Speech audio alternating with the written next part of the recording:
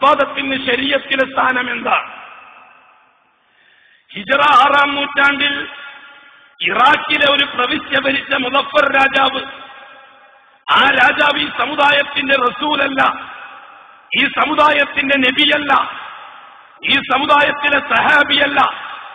അഷ്റഫുൽ ഖൽഖ് വഫാത്തായി 600 കൊല്ലം കഴിഞ്ഞതിന് ശേഷം ഇറാഖിലെ ഒരു പ്രവിശ്യ ഭരിച്ച നാടൻ രാജാവ്, ആ രാജാവ് തന്റെ അധികാരം നിലനിർത്തിക്കൊണ്ടുപോകാൻ പഴയകാല പേർഷ്യൻ രാജാക്കന്മാര് പഠിപ്പിച്ചതുപോലെ, പഴയകാല ദ്രാവിഡ ആര്യ രാജാക്കന്മാര് രാജ്യം ഭരിക്കേണ്ടത് എങ്ങനെയാണെന്ന് പഠിപ്പിച്ചതുപോലെ തന്റെ അധികാരം നിലനിർത്തിക്കൊണ്ടുപോകാൻ, അതും ഇറാഖ് കേന്ദ്രമാക്കിക്കൊണ്ടുള്ള രാജ്യം, സകല വിപത്തുകൾക്കും വിത്തുവാക്കിയ രാജ്യം, നോഹ് നബിന്റെ കാലം മുതൽക്ക് ഇസ്ലാമിക ചരിത്രത്തിൽ നെഗറ്റീവ് മാത്രം കാഴ്ചവെച്ച ഇറാഖ്, ആ ഇറാഖിൽ മുദഫർ രാജാവ് തന്റെ അധികാരം നിലനിർത്തിക്കൊണ്ടുപോകണമെങ്കിൽ സമൂഹത്തിലെ യുവതയെയും സാധാരണക്കാരനെയും തൃപ്തിപ്പെടുത്തേണ്ടത് ആവശ്യമാണ്. ആ തൃപ്തിപ്പെടൽ എങ്ങനെയായിരിക്കണം? ഇവന്റെ ആത്മീയതയുടെ ദാഹം തീർക്കുന്ന രീതിയിലായിരിക്കണം. ഒരു റബീഉൽ അവ്വൽ മാസത്തില് ആയിരക്കണക്കിന് ആൾക്കാരെ വിളിച്ചുകൂട്ടി കിൻഡൽ കണക്കിന് ചോറ് ഉണ്ടാക്കി, ബഹുമാനപ്പെട്ട ഇബ്നു ഹജറുൽ ഹൈതമി പറഞ്ഞതുപോലെ 10,000-ഓളം കോഴിയെയും അറുത്ത്, അത്രയും ആട്ടിനെയും അറുത്ത്, സാധാരണക്കാരെയും വിളിച്ചുകൂട്ടി, പണ്ഡിതന്മാരെയും വിളിച്ചുകൂട്ടി, അവർക്ക് നല്ല കൈമടക്കും കൊടുത്ത്, ഇതൊക്കെ ഇബ്നു ഹജറുൽ ഹൈതമി പറഞ്ഞത്, അവർക്ക് നല്ല കാപ്പാടും വെച്ചുകൊടുത്ത് സാധാരണക്കാരനെ തൃപ്തിപ്പെടുത്തി സന്തോഷപ്പെടുത്തി അധികാരത്തിന്റെ വേരുറപ്പിക്കാൻ 600-ാമത്തെ കൊല്ലം നബിതങ്ങൾ പോയിട്ട് 600-ാമത്തെ കൊല്ലം മുദഫർ രാജാവ് ഒരു റബീഉൽ അവ്വൽ മാസത്തിൽ നബിതങ്ങൾ ജനിച്ച മാസം എന്നും പറഞ്ഞ് ജനങ്ങളെ തീറ്റിച്ച് തൃപ്തിപ്പെടുത്തിയത് ആ മുദഫർ രാജാവ് റിസാലത്തിന്റെ കയ്യൊപ്പില്ലാതെ, ശരീഅത്തിൽ ഒരു വ്യവസ്ഥിതിയുമില്ലാതെ, എന്തുകൊണ്ടാണ് ഇല്ലാതെന്ന് പറഞ്ഞത്? മുഹറം മാസത്തിന് പോരിശയുണ്ട്, റിസാലത്തിന്റെ കയ്യൊപ്പുള്ളതുകൊണ്ട്. റമദാൻ മാസത്തിന് പോരിശയുണ്ട്, റിസാലത്തിന്റെ കയ്യൊപ്പുള്ളതുകൊണ്ട്. റജബ് മാസത്തിന് പോരിശയുണ്ട്, റിസാലത്തിന്റെ കയ്യൊപ്പുള്ളതുകൊണ്ട്. ദുൽഹജ്ജ് മാസത്തിന് പോരിശയുണ്ട്, റിസാലത്തിന്റെ കയ്യൊപ്പുള്ള ശരീഅത്തായതുകൊണ്ട്. ദുൽഖഅദ് മാസത്തിന് പോരിശയുണ്ട്, റിസാലത്തിന്റെ കയ്യൊപ്പുള്ള ശരീഅത്തിലുള്ളതുകൊണ്ട്. ശഅബാൻ മാസത്തിന് പോരിശയുണ്ട്, റിസാലത്തിന്റെ കയ്യൊപ്പുള്ളതുകൊണ്ട്. ഈ മാസങ്ങളെല്ലാം പ്രവാചകന്റെ പരിശുദ്ധമായ നുബുവത്തിന്റെ നാവുകൊണ്ട് പോരിശയുള്ള മാസമാണെന്നെണ്ണിയപ്പോൾ ഒരു തവണയെങ്കിലും റബീഉൽ അവ്വൽ മാസം പോരിശയുള്ളൊരു മാസമാണെന്ന് ആ പ്രവാചകൻ പഠിപ്പിച്ചില്ല. ഒരു തവണയെങ്കിലും ആ മാസത്തിന്റെ പ്രത്യേകത പരിഗണിച്ചുകൊണ്ട് റബീഉൽ അവ്വൽ മാസത്തിൽ മക്ക മുക്കറമയിലോ മദീന മുനവ്വറയിലോ സഹാബാക്കളെ ഒരുമിച്ച് കൂട്ടിക്കൊണ്ട് മാസത്തിന്റെ ബഹുമാനം പറയാനെന്നോണം ഒരു ഹൽഖ റസൂലുള്ളാഹി തങ്ങൾ ഉണ്ടാക്കിയില്ല. അതിനുശേഷം 4 ഖലീഫമാര് റിസാലത്തിന്റെ കയ്യൊപ്പുള്ള മാസങ്ങളെയെല്ലാം ആദരിച്ചപ്പോൾ റബീഉൽ അവ്വൽ മാസത്തിന് ഒരു പരിഗണനയും നൽകിയില്ല. അതിനുശേഷം സഹാബത്തിന്റെ നൂറ്റാണ്ട് ബാക്കിയുള്ള മാസങ്ങൾക്കെല്ലാം ശരീഅത്തിന്റെ കയ്യൊപ്പോടെ അംഗീകാരം നൽകിയപ്പോൾ റബീഉൽ അവ്വൽ മാസത്തിന്റെ 1-ാം നൂറ്റാണ്ടിൽ ഒരു അംഗീകാരവും നൽകിയില്ല. 2-ാം നൂറ്റാണ്ടിലെ താബീഈങ്ങളും നൽകിയില്ല. 3-ാം നൂറ്റാണ്ടിലെ തബഉ താബീഈങ്ങളും നൽകിയില്ല. അവർക്ക് അഷ്റഫുൽ ഖൽഖിനോട് സ്നേഹമില്ലാഞ്ഞിട്ടല്ല, നബി സല്ലല്ലാഹു അലൈഹി വസല്ലം ജനിച്ചതിനോട് താല്പര്യമില്ലാഞ്ഞിട്ടല്ല. റബീഉൽ അവ്വൽ എന്നൊരു മാസം ശരീഅത്തിൽ റിസാലത്തിന്റെ കയ്യൊപ്പോടെ ശരീഅത്തിന്റെ ലിസ്റ്റിൽ വന്നിട്ടില്ല, അതുകൊണ്ട് അംഗീകരിക്കാൻ പറ്റുകയില്ല. ഈ രീതിയിൽ 600 കൊല്ലം കഴിഞ്ഞിട്ട് മുദഫർ രാജാവാണ് റബീഉൽ അവ്വലിനെ പരിചയപ്പെടുത്തി തരുന്നത്.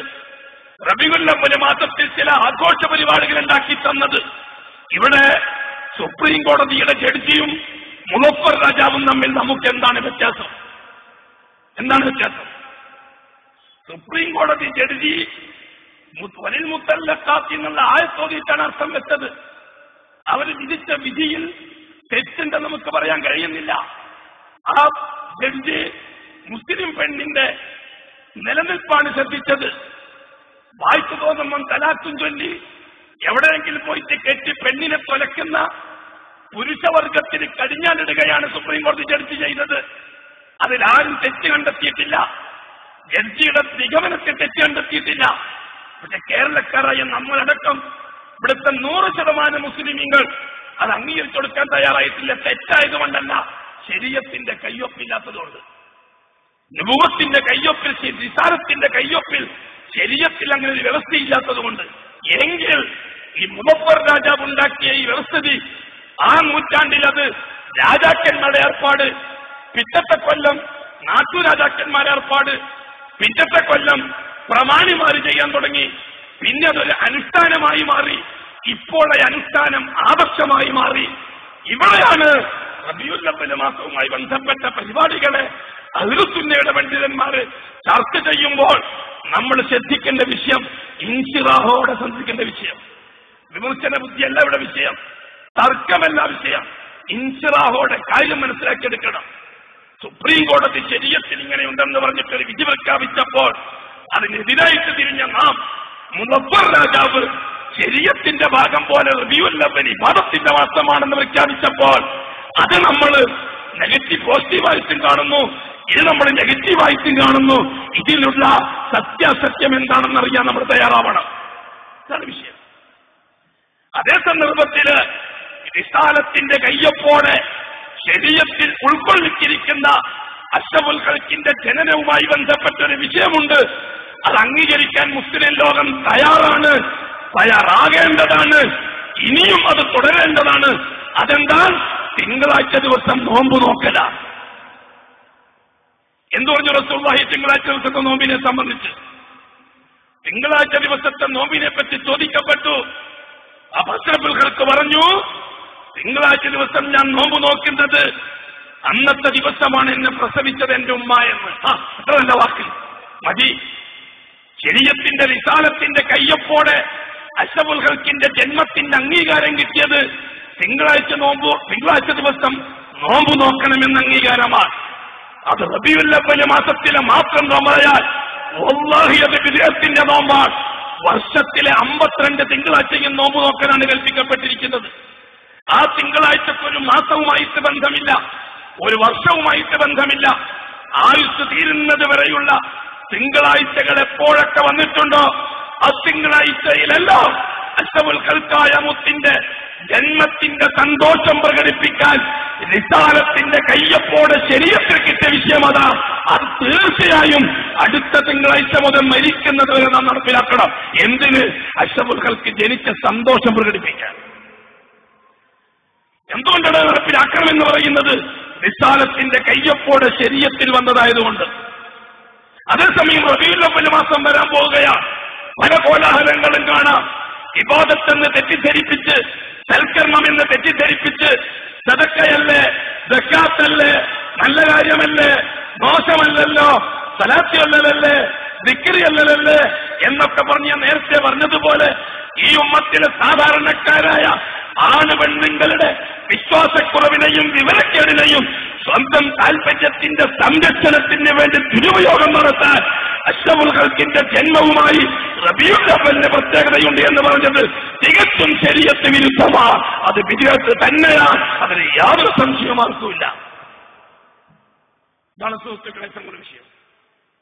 ഇതാണ് അക്കാര്യത്തിലുള്ള യഥാർത്ഥമായ വിഷയം. അപ്പൊ നമ്മൾ ചോദിക്കും, റബീഉൽ അവ്വൽ മാസത്തിൽ അന്നത്തെ ദിവസം ഒരു 12-ന്റെ അന്ന് വേറൊരു കാര്യം, തംബീഹുൽ ഗാഫിലീൻ എന്ന് വെച്ചൊരു കിതാബുണ്ട്, ബഅദീതാവ. ആ കിതാബിന് ബാബു ഫദ്ലി ആശൂറ കാണാം. ആശൂറ ദിവസത്തിന്റെ പോരിച്ച പറയുന്ന അധ്യായം ഇങ്ങനെ നോക്കിയാൽ മുഹറം 10 നടന്ന സംഭവങ്ങളുടെ കൂട്ടത്തിൽ അവസാനം നടന്നത് ഫീഹി വുലിദ നബിയ്യു സല്ലല്ലാഹു അലൈഹി വസല്ലം, റസൂലുള്ളാഹി തങ്ങൾ ജനിക്കപ്പെട്ടത് മുഹറം 10 കാണാം, റമദാനിലാണെന്ന് കാണാം, റജബിലാണെന്ന് കാണാം,